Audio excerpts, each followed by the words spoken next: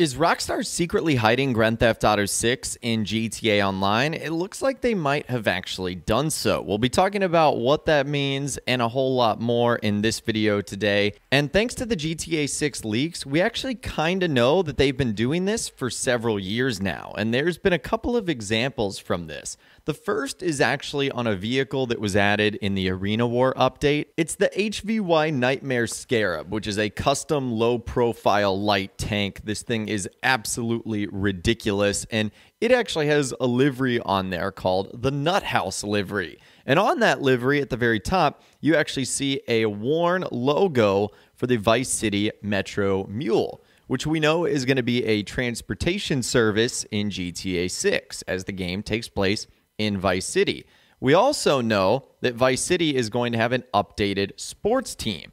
And one of those sports teams is the Vice City Mambas, which is their football team. And we actually see in Grand Theft Auto Online that the Vector actually has a livery called Mambas 24 with an updated sort of snake livery, which the one we see in Grand Theft Auto Vice City is obviously much older and much dated. So I think this is another example of Rockstar porting their GTA 6 content into Grand Theft Auto Online. And it looks like they've also done so again, and no one really seemed to notice it. And there was some discussion going on about GTA 6's graphics, where someone ended up saying E&E is on a more advanced version of Rage than RDR2, at least in some capacities. This version uses the same SGA renderer as RDR2. And Insider Test Funds 2 jumped in and said, best to call it SGA PBR, aka physically based rendering pipeline. Unfortunately, E&E seems to have ported RDR2's pipeline, and that's it. The textures remain the same without it being updated to PBR ready. There's only one PBR ready texture in GTA 5, and that's a crane within the Kosatka's submarine.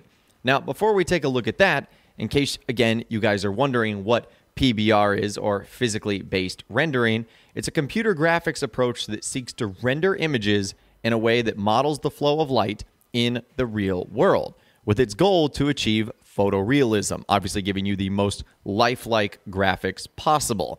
So let's actually take a look at this one small object that Rockstar actually introduced, and it is the crane system that's supposed to lift up your submarine inside the Kosatka.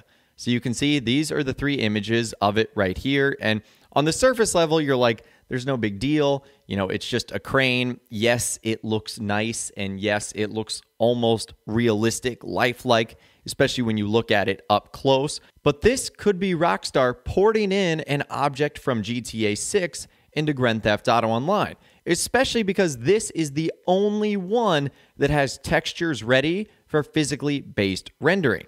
And you might be asking yourself, well, why would Rockstar do that with this crane? Why would they only do it with one object? Well, I think the answer is actually kind of simple, and that they're probably testing out the limitations of this sort of thing. And it actually makes a lot of sense to do it on a crane, because if they did it on a giant building, like let's say the Maze Bank Tower, a lot of people would notice if something was off or if it wasn't rendering properly in game. Whereas this crane inside of the Kosatka, number one, it's in a smaller environment where less things are being loaded because you're in an interior. But also, number two, it's kind of an irrelevant, insignificant object. It's not like our characters even interact with that crane. It's just there to make the submarine feel more lifelike and feel more realistic. So yes, I think this is another example of Rockstar sneaking in an asset from Grand Theft Auto 6 into Grand Theft Auto Online. And yes, there's going to be cranes in Grand Theft Auto 6. I guess we can all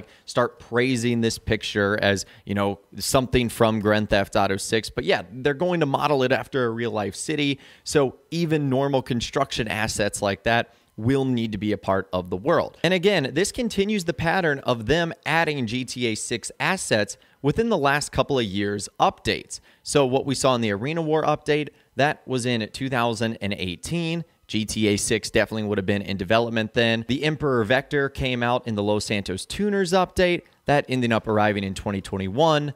And the crane in the Kosatka was added in the Cayo Perico heist, which was introduced at the end of 2020. So all of that would have fallen in line within the time period of GTA 6 being in development. Now, I certainly believe when the time comes and once Grand Theft Auto 6 is officially announced, there's going to be crossover collaboration where we earn items in game and then therefore they're unlocked in GTA 6 when it officially releases, kind of similar to what Rockstar did with Grand Theft Auto 5 and Red Dead Redemption 2. I feel like, though, they're going to be able to do this even more than what they did with RDR2, and I also don't think they were able to sneak much in as far as what's in RDR2 in Grand Theft Auto 5. I mean, because they're completely different time settings. You have 1899 and 1907 to present day 2013 when we actually saw GTA 5 released and where Grand Theft Auto Online takes place even now in present day. But I think it'll be easier with GTA 6 because you're going to have both modern day settings. Therefore, you have modern day things in your games. So I feel like, again, when the time comes, Rockstar will officially sort of tease GTA 6 in Grand Theft Auto Online or GTA 5. I feel like they're 100% going to do that. And I guess what really remains is the million-dollar question: when is Rockstar going to officially talk about GTA 6? Of course, when I'm recording this video, it is Tuesday. So the only thing that they announced today is the Red Dead Online update that's going on through the month of December, the rest of the year, and essentially throughout the holiday season.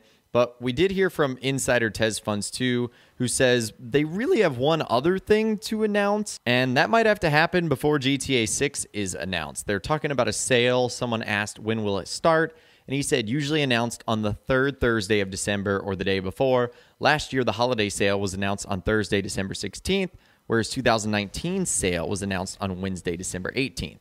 It is a bit too early for Rockstar to upload the sale assets. So they were talking about what the Newswire post could be if it wasn't going to be GTA 6 or it wasn't going to be Grand Theft Auto Online.